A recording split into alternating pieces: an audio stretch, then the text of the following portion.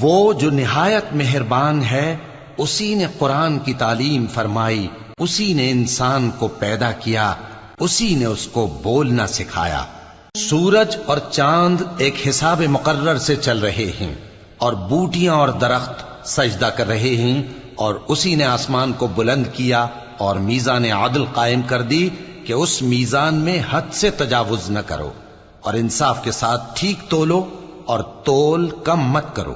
اور اسی نے خلقت کے لیے زمین بچھائی، اس میں میوے اور کھجور کے درخت ہیں جن کے خوشوں پر غلاف ہوتی ہیں، اور اناج جس کے ساتھ بھس ہوتا ہے، اور خوشبودار پھول۔ تو اے گروہ جن و انس، تم اپنے پروردگار کی کون کون سی نعمت کو جھٹلاؤ گے؟ اسی نے انسان کو ٹھیکرے کی طرح کھنکھناتی مٹی سے بنایا اور جنات کو آگ کے شعلے سے پیدا کیا۔ تو تم اپنے پروردگار کی کون کون